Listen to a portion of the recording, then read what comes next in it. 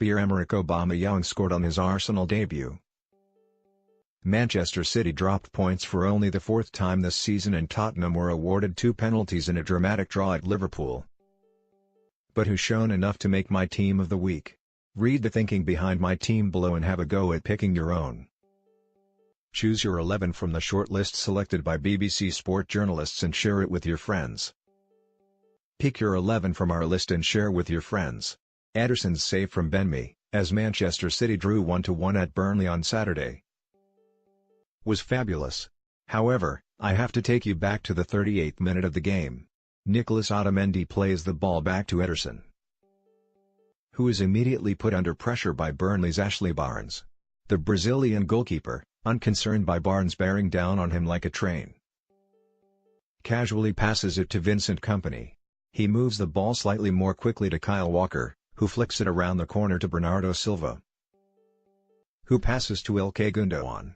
He turns, gives the ball to Kevin De Bruyne, who then carries the ball for 10 meters before firing an Exocet missile in the direction of Burnley's Nick Pope. It was a most glorious move, and it all started with Ederson. Is it any wonder that Manchester City are light years ahead of anything else the Premier League has to offer? Manchester United fans must cry themselves to sleep, having realized that they got the wrong manager. It was a deft touch from Jack Stevens that produced a quality finish for Southampton against Brighton in midweek. At West Brom, it was a very different goal, not to mention performance, that provided his manager Mauricio Pellegrino with a stay of execution. It was a wonderful glancing header matched only by Stevens' movement towards the ball against an Albion side starting to run out of road.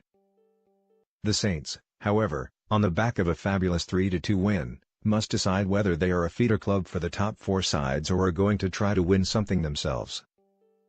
An FA Cup triumph, perhaps, or even a period in Europe, will provide stability. They have certainly produced the players over the years to do both. What they are doing, and have done for far too long, is flirting with relegation. When you flirt with relegation, the inevitable always happens. Manchester City manager Pep Guardiola was gracious enough to state in his post-match press conference that Burnley are the most British of the Premier League teams. Roughly translated into the words of Lance Corporal Jones from Dad's Army, City don't like it up 'em. There were many Burnley players on Saturday who put in a shift, to use manager Sean Dyche's expression. The standout player wearing claret and blue, for me, was Benmi. The defender was as effective in his own penalty area as he was threatening, especially from set pieces, in City's box. Burnley might not be the most attractive side in the world, but, like Dad's Army, they have the ability to produce their own brand of cold hard steel. When Danilo picked up the ball at Turf Moor, the space was there for him to exploit. All too often, fullbacks don't utilize the space in front of them because they can't, they simply don't have the ability. Not so Danilo. The Brazilian knew exactly what he was doing and planted the ball emphatically past Nick Pope. It was jaw-dropping. Dani Alves was another Brazilian player who loved to rampage forward with one eye on goal. So too was the legendary German fullback Paul Breitner, who made a career out of scoring spectacular goals. Chelsea have Marcos Alonso and Victor Moses, who have made scoring from fullback positions an art form. The last English player I can remember with this ability was Everton's Leighton Baines. What a pity more English players don't have the nerve. I liked Henrikh Mkhitaryan at Borussia Dortmund. I liked him at Manchester United, and I adored what he did for Arsenal against Everton. Mkhitaryan was used and abused at United, but under more of an artistic director, the Armenia captain looks as if going to be a big hit for the Gunners. It is now patently obvious that Mkhitaryan and Pierre-Emerick Aubameyang, his former Dortmund teammate, were having their own discussions to make sure that both would arrive at the Arsenal at the same time. One move clearly influenced the other. As for Everton, well, manager Sam Allardyce can complain all he wants about his team's first-half performance.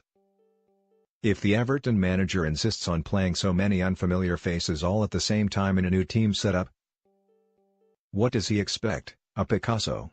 What he did get was a lovely-looking, overly sweet, sickly-tasting blancmange, and that's all he deserved. It takes months to create an effective team, not hours. This lad is playing for the wrong team. Seriously. Mario Lemina is an Arsenal player if ever I have seen one. For far too long in my opinion. Arsene Wenger has faffed around with the likes of Mohamed El Neni and Francisco Callan. Wenger should have invested in Lemina during the summer and got in there well before Southampton did. Lemina is wasted at St. Mary's. Sorry, Southampton fans, but you just do not have the class of player to bring the best out of this lad. His performance against West Brom was immense. Admittedly, we have not seen enough performances like this, but you would if you put him in a proper outfit. Arsenal's 3-1 defeat at Swansea last Tuesday was a joke. Everton's first-half performance against Arsenal 4 days later was even worse. Just when I was expecting a sweet toffee, I got a sour taste. Meanwhile, Wales international Aaron Ramsey would not have enjoyed being humiliated by the Swans, but at least his hat-trick against a very poor Everton might make travelling home to the Valleys a little more bearable. Leicester City may have found a new Riyad Mahrez, which is just as well because I cannot see the Algeria winger playing for them again. Fousseni Diabate's performance at Peterborough in the FA Cup was impressive, but that was Peterborough.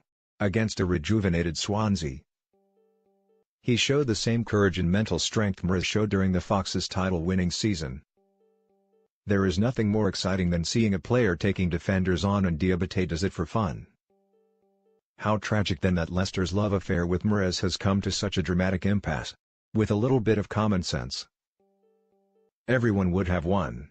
Mahrez gets his move to Manchester City get the player, and Leicester get a vast sum of money well in excess of what they paid for him. Now they have a distraction that will dominate their every press conference until it is resolved. Well done, Leicester. There are some goals you just have to applaud, and Mohamed Salah's second goal in Liverpool's 2-2 draw at home to Tottenham was one of them. It was Maradona-esque. Salah's first goal was brilliantly taken too. Spurs paid the price from a shocking bout of stage fright, especially from Davinson Sanchez, who had never played at Anfield before, and Eric Dyer, who had. Spurs did recover after a very difficult first half. Nevertheless, they can count themselves extremely fortunate to have John Moss, the best referee in the Premier League, on hand. It was Moss's interventions that saved Tottenham, and quite rightly, but it was Salah's performance that blew everyone away. The finish by Pierre-Emerick Aubameyang against Everton on Saturday was pure class. But are the Arsenal fans or manager Arsene Wenger, for that matter, going to destroy another top-class player in order to play in a particular manner? Alexander Lacazette looks as if he has now become surplus to requirements because of Wenger's insistence that 2 up front cannot work. Correction, 2 up front does not work for him. Meanwhile, he is destroying strikers with every stroke of his Mont Blanc, ask Olivier Giroud. Let's hope Aubameyang survives Wenger's blame game. Brighton do not have the greatest goal-scoring record in the Premier League, but they will not give tuppence for that statistic. What will concern manager Chris Hughton is that when they do score goals, they win matches. If ever a goal deserved to win a football match, then it was the one scored by José Izquierdo against West Ham. It was an absolute beauty. Of course, you can't win matches if you don't score goals, but the real trick is not to concede when you do score.